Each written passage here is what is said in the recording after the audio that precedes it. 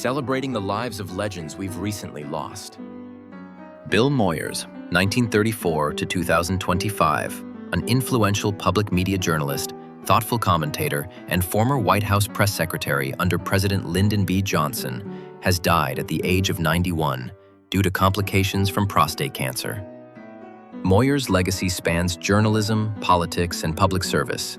After starting as a newspaper reporter in Texas at just 16, he later served as a founding figure of the Peace Corps, a special assistant to President Johnson, and the White House press secretary from 1965 to 67. He also played a key role in the creation of public broadcasting, helping to shape the Public Broadcasting Act of 1967. In a career that defined integrity and intellectual rigor, Moyers became one of PBS's most trusted and eloquent voices. Through Bill Moyers' Journal, now with Bill Moyers and Moyers and Company, he explored complex issues with nuance and compassion, often shining light on topics neglected by commercial media: race, inequality, faith, literature, the environment, and the inner lives of ordinary Americans. He also produced celebrated series such as The Power of Myth with Joseph Campbell, Healing in the Mind, and The Secret Government, helping viewers navigate political and spiritual landscapes alike. Over his lifetime, Moyers earned more than 30 Emmy Awards, 9 Peabody Awards, and a National Humanities Medal. He was inducted into the Television Academy Hall of Fame in 1995. PBS President Paula Kerger called him a fierce champion for public media and a mentor whose legacy will shape the future of journalism. Moyers is survived by his wife of 71 years, Judith Davidson Moyers, their children William, John, and Suzanne, and generations of viewers who were moved and changed by his work. Lalo Schifrin, 1932 to 2025, the legendary composer and pianist best known for creating the iconic Mission Impossible theme, died peacefully on June 26 at the age of 93. Born in Buenos Aires, Argentina, Schifrin's musical career spanned over 7 decades, blending jazz, classical, and cinematic styles. A classically trained pianist who studied at the Paris Conservatory, Schifrin first made waves in the U.S. as an arranger and pianist for Dizzy Gillespie before moving into film and television scoring. His unforgettable 5/4-time Mission Impossible theme became one of TV's most recognizable pieces and was reimagined for every Tom Cruise-led film in the franchise. But that was only one highlight in a prolific career. Schifrin composed over 100 film and TV scores, including Dirty Harry, Bullet, Cool Hand Luke, Enter the Dragon, The Cincinnati Kid, Mannix, and the Rush Hour trilogy. A 6-time Oscar nominee and 4-time Grammy winner, Schifrin received an honorary Academy Award in 2019 for his contributions to cinematic music, an honor shared with only a few composers, including Ennio Morricone and Quincy Jones. Beyond film, he conducted top orchestras worldwide and performed with jazz greats such as Sarah Vaughan, Count Basie, and Stan Getz. His work left a lasting mark on multiple musical genres and generations of listeners. He is survived by his wife and children, including filmmaker Ryan Shiffrin, and by a legacy that will continue to pulse through concert halls, movie theaters, and televisions around the world. Rick Hurst, 1946 to 2025. Beloved actor best known for his role as the bumbling yet lovable deputy Cletus Hogg on the Dukes of Hazzard, died unexpectedly on June 26 in Los Angeles. He was 79. His passing was confirmed by his wife Candice Konecki, though no cause of death was disclosed. A familiar face on American television, Hurst brought warmth and humor to countless roles across 5 decades. Born on January 1, 1946 in Houston, Texas, he began his TV career in the 1970s with appearances on shows like Sanford and Son, Happy Days, The Partridge Family, Little House on the Prairie, and Gunsmoke. His breakout came when he joined the Dukes of Hazzard in the early 1980s, winning fans as Boss Hogg's well-meaning cousin and comic foil. Beyond Hazzard County, Hurst's long list of credits included MASH, Murder, She Wrote, The Wonder Years, Family Matters, Melrose Place, and 227. On the big screen, he appeared in Earth Girls Are Easy, The Karate Kid Part 3, Steel Magnolias, and Anywhere But Here. Hurst remained a fan favorite long after the show's run, regularly attending fan events like those at Cooter's Place, where he was scheduled to appear next month. His co-star Ben Jones remembered him as a fine actor, a splendid comic, and a wonderfully supportive colleague, adding, "He never stopped making people smile." Rick Hurst leaves behind a legacy of laughter, heart, and a television career that spanned generations. Fans and friends alike will miss his generous spirit and unmistakable charm. Rebekah Del Rio, 1967 to 2025. The unforgettable voice behind Llorando in Mulholland Drive, died June 23 at her home in Los Angeles. She was 57. Recent for in Chula Vista, California, Del Rio rose to fame after David Lynch featured her haunting Spanish rendition of Roy Orbison's Crying in a pivotal scene at Club Silencio. Her powerful performance left a lasting mark on cinema and introduced her to a global audience. She later contributed music to films like Man on Fire, Sin City, and Southland Tales, and reunited with Lynch for Twin Peaks: The Return. Her albums include Nobody's Angel and Love Hurts, Love Heals. Del Rio was preceded in death by her son, Philip. Her voice and presence will be remembered as one of Hollywood's most hauntingly beautiful. Aki Aleong, 1934 to 2025. A trailblazing actor, singer, and songwriter whose career spanned more than 70 years, died peacefully at his Los Angeles home on June 22nd. He was 90. Born in Trinidad to parents of Chinese and Caribbean heritage, Aleong defied racial barriers in Hollywood to carve out a unique and enduring legacy.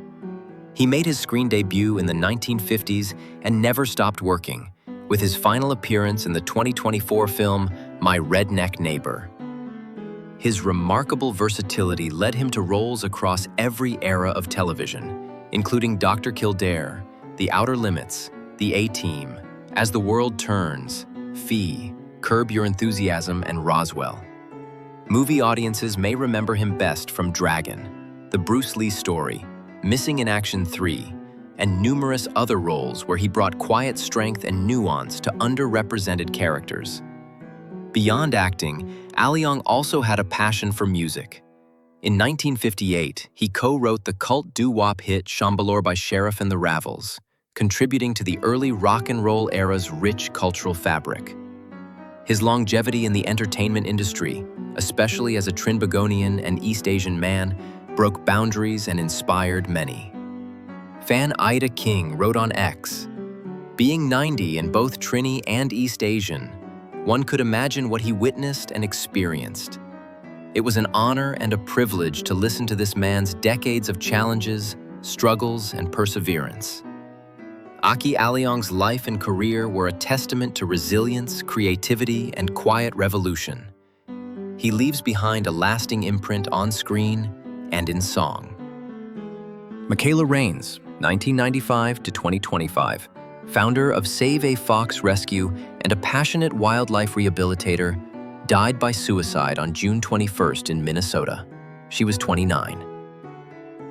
A pioneer in animal advocacy, Michaela dedicated her life to rescuing and rehabilitating foxes and other animals, especially those saved from fur farms. She began working with wildlife as a teenager and, at just 20 years old, founded SaveAFox Rescue. Her work gained a large following on Instagram, YouTube, and other social platforms where she shared the joy, challenges, and deep meaning behind giving second chances to animals society had discarded. SaveAFox became one of the most visible and impactful exotic animal rescues in the U.S., known not only for its rescue efforts, but for Michaela's gentle, loving approach to animal care. Whether bottle feeding a newborn kit, tending to an injured animal, or simply lying in the grass surrounded by foxes, Michaela showed a rare ability to connect with animals and inspire millions in the process. Her husband, Ethan, wrote on Instagram, "Michaela was truly the most amazing and inspiring individual I have ever known, and not having her here makes everything feel empty. I feel broken, but I will continue her dream, and I hope to have your support going forward so that we can do good in her name." Michaela's light touched animals and people alike. Her legacy will live on through the lives she saved, the awareness she spread, and the compassion she inspired. Jerry Philbin, 1941 to 2025. Legendary defensive end and cornerstone of the New York Jets' famed defense, died in June 2025 at the age of 83. Drafted in 1964 by both the NFL's Detroit Lions and the AFL's New York Jets, Philbin chose the Jets and soon became one of their most dominant and consistent players.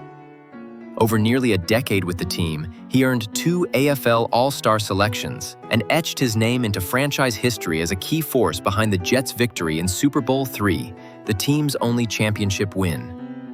Known for his relentless pass rush, Philbin tallied the 4th most sacks in Jets history and remains one of only 2 players, along with Verlon Biggs, to record 10 sacks in 4 consecutive seasons. He played with unmatched intensity, anchoring the Jets' defensive line during their most successful era. After leaving the team in 1972, he spent a season with the Philadelphia Eagles and briefly played in the World Football League. Philbin's impact was later immortalized with his induction into the New York Jets Ring of Honor. Family member Ronald Bennett paid tribute to him on Facebook. Today, an uncle and friend passed. He was one of the really good guys. BTW, he was a professional football player, played with Namath and won the Super Bowl in 1969. Jerry Philbin was the defensive MVP of that game. He will be missed. A champion, a teammate, and a fan favorite, Jerry Philbin leaves behind a legacy of grit, leadership, and Jets pride. Diego Seige, 1937-2025. A revered Major League Baseball pitcher and master of the forkball, died on June 24 at the age of 87. Over a 15-year MLB career, Seige played for 7 different teams, but he left an especially lasting mark on the city of Seattle. He was the only player in history to pitch for both of Seattle's MLB franchises, the short-lived Seattle Pilots in 1969 and the Seattle Mariners in their inaugural game in 1977, famously throwing the franchise's very first pitch. A native of Cuba, Seige's signature forkball was a devastating weapon on the mound, helping him lead the American League with a 2.56 ERA in 1970 while with the Oakland Athletics. Though he was often on the move between clubs, his effectiveness and tenacity earned him admiration wherever he played. His legacy extended far beyond statistics. Seige was inducted into the Venezuelan Baseball Hall of Fame and Museum and the Hispanic Heritage Baseball Museum Hall of Fame, and in 2014, he received the prestigious Negro Leagues Baseball Lifetime Achievement Award from the Negro Leagues Baseball Museum. Bob Kendrick, president of the museum, wrote on X, "Heartbroken about the news of the passing of my dear friend and former MLB pitcher Diego Seige. Sending thoughts and prayers to the Seige family." Diego Seige will be remembered not just as a skilled pitcher, but as a cultural trailblazer who left an indelible mark on baseball history, especially in Seattle, where his place in the game's timeline is forever etched in opening day memories. If you enjoy our content and want to stay updated, don't forget to subscribe and hit the like button.